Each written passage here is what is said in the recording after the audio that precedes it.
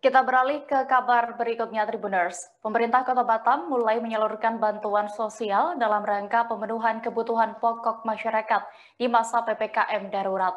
Kali ini Kota Batam memperoleh kuota 371 ton 90 kg beras untuk dibagikan. Penyaluran di hari pertama dilakukan hari ini Minggu 18 Juli 2021 dan dilaksanakan di kantor Kelurahan Tanjung Sengkuang, Kecamatan Batu Ampar, Kepulauan Riau. Acara pembagian bantuan beras 10 kg ini diikuti oleh ratusan warga dari Kelurahan Tanjung Sengkuang, Batu Ampar, Kota Batam. Untuk mengetahui informasi lengkapnya, sudah bergabung bersama saya, rekan wartawan Tribun Batam, Hening Sekar Utami yang akan menyampaikan laporannya. Halo Hening. Halo rekan Dea, selamat sore Tribuners. Ya, Hening, setelah sepekan penerapan PPKM darurat ini bagaimana perkembangan kasus COVID-19 di Kota Batam? Baik rekan Dea, menurut data dari Satgas COVID-19 Kota Batam, grafik penambahan jumlah kasus masih terus meningkat. Pada awal bulan Juli hingga pertengahan bulan, angka COVID-19 telah mengalami penambahan sebanyak 5.200 kasus. Dan sejak PPKM darurat diberlakukan, yaitu tanggal 12 Juli lalu, kasus aktif COVID-19 masih bertambah di angka 200 hingga 400 kasus per harinya.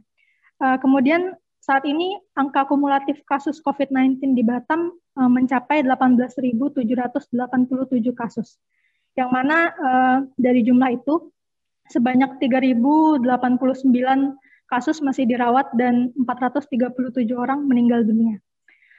Dan karena grafik perkembangan kasus ini semakin meningkat, Wali Kota Batam itu menilai dengan adanya peningkatan kasus, kemungkinan PPKM darurat di Batam akan diperpanjang juga.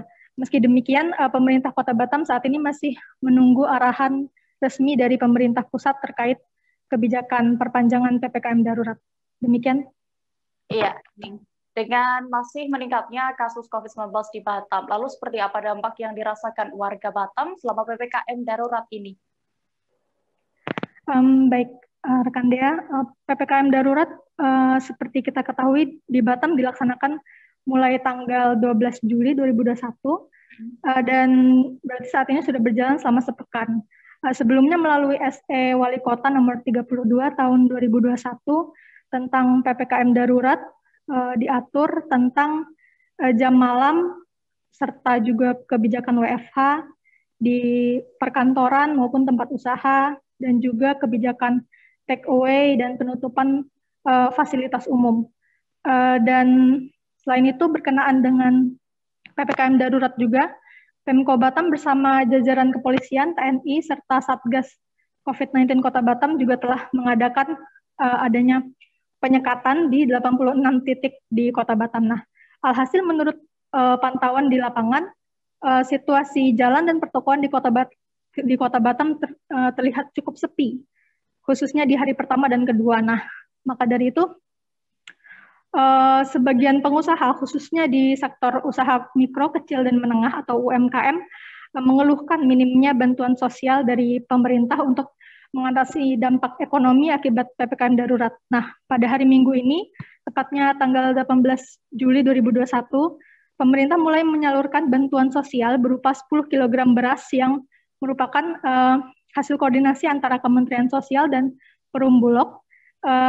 Dan menurut informasi di Kota Batam sendiri, bansos akan disalurkan kepada 37.109 keluarga penerima manfaat atau KPM, sehingga total beras yang akan didistribusikan mencapai 371 ton 90 kg.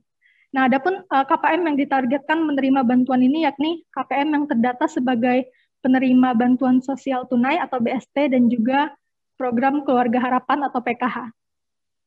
Iya, Hening. Lalu dengan bantuan beras bansos 10 kg ini, apakah ini merupakan bantuan pertama yang disalurkan pemerintah Kota Batam selama PPKM darurat, Hening?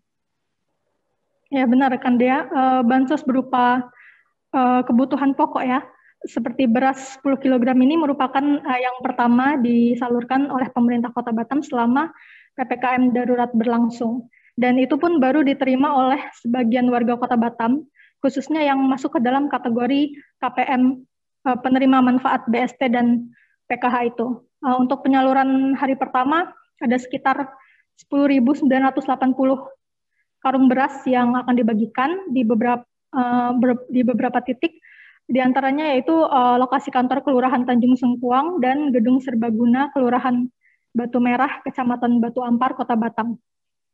Iya, lalu dengan banyaknya penerima bansos kali ini, seperti apa situasi pembagian bansos di hari pertama kali ini, Hening? Baik, rekan Dea, pembagian beras bantuan sosial ini dilaksanakan mulai sekitar pukul 10 pagi dan dihadiri oleh Wakil Gubernur Kepulauan Riau, Marlin Agustina, dan Wali Kota Batam, serta beberapa pejabat terkait. Dan suasana di lokasi penyaluran pagi itu sangat ramai karena memang warga diminta untuk menjemput sendiri beras bantuan yang diberikan.